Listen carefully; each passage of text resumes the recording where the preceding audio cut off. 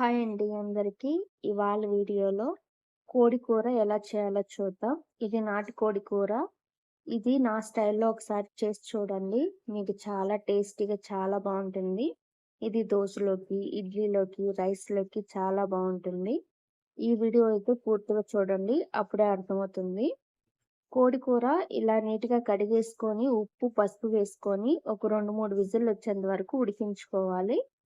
ఇలా ఉడికించుకొని పక్కన పెట్టుకున్నాక, ఒక గిన్నె పెట్టుకొని, గిన్నెలోకి కొద్దిగా ఆయిల్ వేసుకున్నాము.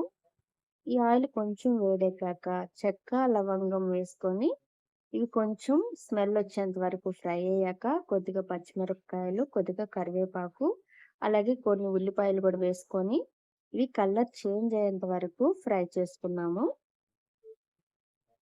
ఇది కొంచెం కలర్ చేంజ్ అయ్యేంత వరకు ఫ్రై చేసుకున్నాక, ఒక 2 టమాటాలు సన్నగా కట్ చేసుకొని వేసుకొని, ఇలా ఈ టమాటా కూడా కొంచెం మెత్తగా మగ్గేంత వరకు ఫ్రై చేసుకోవాలి.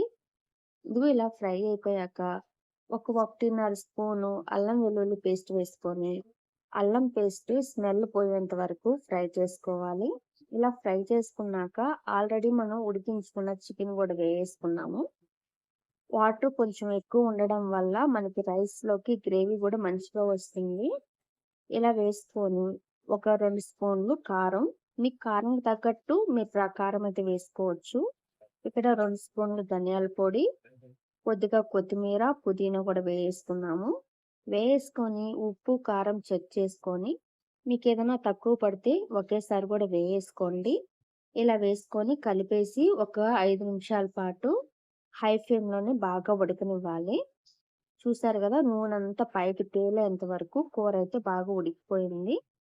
ఈ మసాలా పొడి నేనైతే ఏమేస్తున్నాననేది ఈ స్క్రీన్ పైనైతే నేను పెడతాను.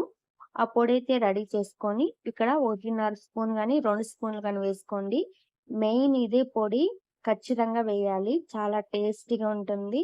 ఈ మసాలా వేస్తే మీకు కరెక్ట్‌గా అయితే సరిపోతుందనమాట. ఇలా వేసి ఒక 5, 6 నిమిషాల పాటు ఈ కూర కొంచెం చిక్కబడేంత వరకు ఉడికించుకోవాలి. ఉడికించుకొని ఒకసారైతే టేస్ట్ చేయండి ఎలా అనిపిచ్చిందో. నిజంగా ఇది రైస్‌లోకి, దోసలోకి, ఇడ్లీలోకి అయితే కరెక్ట్‌గా సరిపోతుందండి. మీరు ఒకసారైతే ట్రై చేయండి. ఖచ్చితంగా మీకు కూడా నచ్చుతుంది. ఈ వీడియో మీకెలా అనిపిచ్చిందో కామెంట్ చేయండి. మా వీడియోస్ మీకు నచ్చితే లైక్ చేయండి, షేర్ చేయండి. సబ్స్క్రైబ్ అయితే చేయకుండా అయితే ఉండొద్దు ప్లీజ్.